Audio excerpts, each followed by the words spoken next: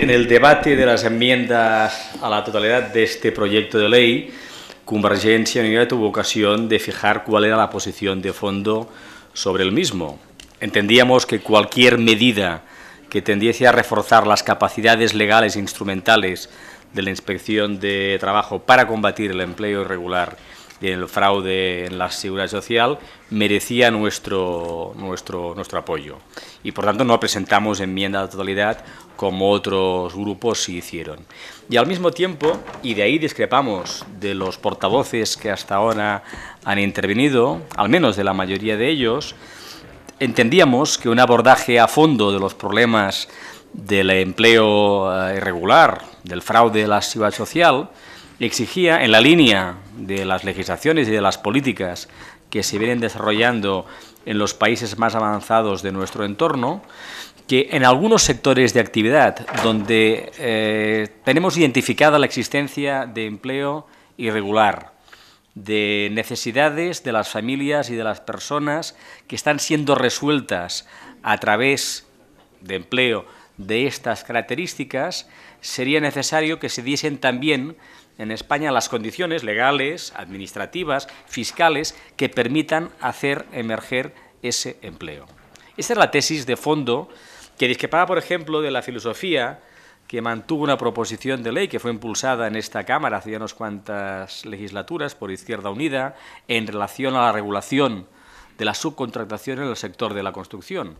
Una legislación precisamente orientada con la filosofía de algunas de las enmiendas que algunos grupos han defendido en el trámite de este proyecto de ley y que tuvo una capacidad muy escasa para combatir el problema del abuso de la subcontratación en el sector de la construcción. Ahí nos manteníamos escépticos en esas visiones donde desde la dificultad en la operativa normal del mercado se pretende impedir esos abusos. Seguramente los abusos deben de combatirse con una mayor eficacia en la actuación de la Inspección de Trabajo y también con aquellos mecanismos que permitan facilitar también en el campo de los servicios a las personas el empleo que existe y que responde a necesidades efectivas de las familias. O al mismo tiempo, por ejemplo, entendíamos que todo aquello que facilite la compatibilidad de prestaciones de carácter asistencial con el empleo remunerado también ayuda a facilitar la economía,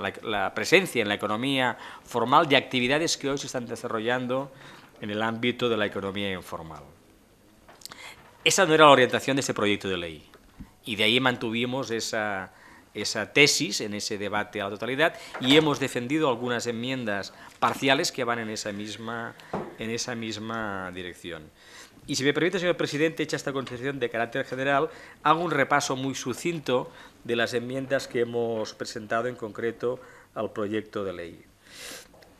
La primera enmienda, la enmienda 68, que pretende establecer, manteniendo el principio de responsabilidad del empresario principal que contrate o subcontrate, pretende mantener una tesis que nos parece fundamental. Si el empresario principal tiene responsabilidades respecto a la situación en materia de seguridad social de las empresas subcontratadas, demos a ese empresario principal capacidad para conocer cuál es el estado efectivo de esas empresas desde ese punto de vista. Y en este sentido mi grupo agradece que se haya transaccionado una parte de esta enmienda, en concreto aquella que establece un mandato al Gobierno para establecer, por la vía reglamentaria, el mecanismo que garantice el acceso telemático a la información correspondiente al pago de las obligaciones referidas a la seguridad social. Entendemos que la puesta en marcha de este mecanismo de acceso telemático va en la línea de permitir a ese empresario principal que tiene responsabilidades conocer si efectivamente con quien está operando responde a los requerimientos que las leyes exigen. Mantenemos también en esa misma enmienda 68 una discrepancia sobre ese aumento del periodo de duración de la responsabilidad del empresario principal. Éramos partidarios de reducir el periodo a dos años y establecíamos también las obligaciones de notificar por parte de la Seguridad Social o de los trabajadores de las situaciones de las empresas subcontratadas. Estas dos últimas partes de nuestra enmienda no han sido aceptadas. Pero valoramos significativamente la importancia de este mandato reglamentario y esperamos que el Gobierno sea capaz de desarrollarlos. Las enmiendas 69 y 70 pretendían precisamente introducir mecanismos que flexibilizasen la capitalización de la prestación por desempleo. En la actual regulación de esta capitalización por desempleo se continúan produciendo situaciones que dificultan que personas que quizás hoy podrían incorporarse al mercado de trabajo lo estén haciendo y que a menudo continúan situándose en la economía irregular, en la economía sumergida. La enmienda 71 también ha sido objeto de transacción en la medida que va a permitir a la Inspección de Trabajo no tener que solicitar, establece la excepción que en materia de protección de datos se exige para que la Inspección de Trabajo pueda recabar directamente la información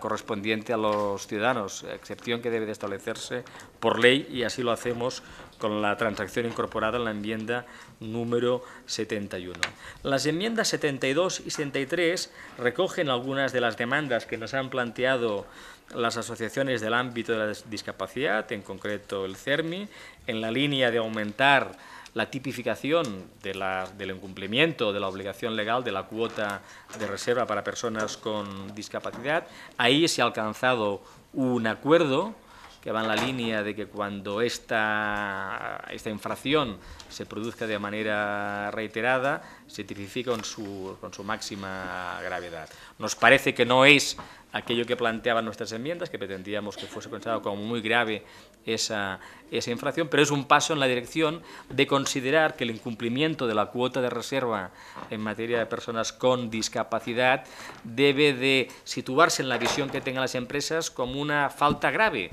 que no sea simplemente el incumplimiento de una obligación que existe desde el año 82 y de que su incumplimiento no se derivan consecuencias. En términos de la creación de empleo para las personas con discapacidad, nos parece fundamental avanzar en esta línea. Enmienda 75 y otras enmiendas que van en esta misma dirección, como la 76, pretenden, y ahí también han sido objeto de transacción con otros grupos y con el Grupo Popular, pretenden que cualquiera de las propuestas sancionadoras de la inspección sea motivada. En el debate de la ponencia tuvimos una discusión sobre si las consideraciones sobre las normas de procedimiento administrativo ya implicaban que necesariamente cualquier decisión de la Administración, en este caso de la inspección, fuese motivada, pero nos ha parecido importante que expresamente constase de esa manera en la legislación, especialmente para garantizar a quienes se vean afectados por estas decisiones, pues los correspondientes derechos de recurso que se deriven. La enmienda 77 también respondía, junto con la enmienda 78, a propuestas que nos habían llegado del ámbito de la discapacidad. La 77, por lo que hace referencia a la necesidad que la contratación pública tuviese en cuenta el cumplimiento de la cuota de reserva por parte de las empresas que participasen en concursos públicos. A nuestro entender, aquellas empresas que no cumplan con la cuota de reserva no podrían participar en la contratación pública, y al mismo tiempo una consideración de carácter similar que afectaba a una modificación de la Ley General de Subvenciones para garantizar que las empresas que reciban subvenciones públicas cumplan con la cuota de reserva. Insisto en esa pretensión de que esa obligación legal tenga de verdad un impacto en el comportamiento de nuestro tejido empresarial. La enmienda 79 era una enmienda muy técnica, pero pretendía dar mayores instrumentos a la Inspección de Trabajo para combatir el empleo irregular en las campañas de trabajadores temporeros agrícolas, donde la actual regulación permite que continúe utilizándose mano de obra en situación irregular en las campañas agrarias. La enmienda 80, para nuestro entender, era una enmienda importante porque mandataba precisamente al Gobierno elaborar en un plazo corto de tiempo un proyecto de ley que permitiese la emergencia de ese empleo que hoy se produce en el sector de servicios a las personas. ayudas a familiares dependientes, cuidados de la casa, profesores de repaso, reparaciones de pequeñas informáticas, etcétera, etcétera. Un conjunto de actividades que hoy, con un tratamiento administrativo distinto, con unos costes fiscales distintos, podría hacer emerger cientos de miles de puestos de trabajo, tal y como ha sucedido en el resto de Europa, y convertirse también en un instrumento de lucha contra la economía irregular, la economía sumergida. Las enmiendas 81, 82 y 83 también introducían mandatos al Gobierno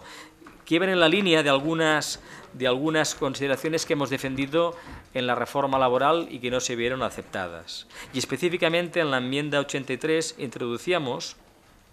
que los recursos obtenidos por las sanciones impuestas en esta materia pudiesen o debieran de dedicarse a las políticas activas de empleo, un mandato específico en este sentido. La enmienda 84 también era importante para nosotros porque permitía romper con una decisión que el Gobierno impulsó algunos meses, cuál es la de separación de las bonificaciones a la contratación indefinida y singularmente a la contratación de mayores de 45 años, que ha tenido carácter retroactivo, que implica un aumento de los costes para muchísimas pequeñas y medianas empresas que optaron por contratar personas de mayores de 45 años en base a unas determinadas previsiones del coste de este puesto de trabajo y que ahora, de manera sorpresiva, se ven obligadas a incrementar los costes que supone ese puesto de trabajo, con las consecuencias de riesgo que implica de destrucción de empleo de esa medida que el Gobierno ha tomado y que, por tanto, va en contra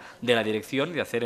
emerger empleo sumergido. La enmienda 85 también ha sido objeto de transacción con el Grupo Popular en la medida que aumenta el plazo que tiene la Inspección de Trabajo en sus actuaciones comprobatorias en materia de lucha contra la inmigración irregular, en concreto de la contratación de inmigrantes en situación irregular. Nos parece que ahí reforzamos la capacidad de la Inspección de Trabajo para luchar en un ámbito que sabemos que es crítico en esta materia. La enmienda 86 va en la línea también de flexibilizar las prestaciones por desempleo y finalmente la última enmienda, la enmienda 87, efectivamente no es una enmienda vinculada estrictamente al objeto de este proyecto de ley, pero nos permitía abrir un debate que nos parece también fundamental en materia de empleo para gente joven, cuál es modificar la regulación existente de las prácticas no laborales, para permitir que aquellas empresas que desarrollen este tipo de prácticas no laborales a través de programas de formación no financiados por el sector público los puedan desarrollar. Hoy se están perdiendo miles de oportunidades de generar prácticas no laborales para jóvenes por esa ausencia de la previsión en nuestro marco legal de que puedan utilizar esta fórmula las empresas que están consiguiendo financiación de otras empresas para desarrollar programas de formación. En definitiva, termino, señor presidente, un conjunto de enmiendas amplio que abarcaba diversas cuestiones. Mi grupo ahí sí que quiere valorar el esfuerzo que se ha hecho desde el grupo de la mayoría para alcanzar estas transacciones que he contado, en las que doy por retiradas las enmiendas que figuran en la documentación que la portavoz del PP ha distribuido a lo largo de este día. Eso sí, la objeción de fondo que planteábamos en el debate de totalidad, que es que junto con estas medidas se necesitan medidas para hacer emerger el empleo sumergido existente, el empleo irregular existente, no se producen avances en esta dirección y eso, señorías, no va a permitir que Convergencia y Unió pueda votar favorablemente al proyecto de ley y vamos a optar por una abstención en relación al dictamen final que vote esta comisión. Nada más y muchas gracias.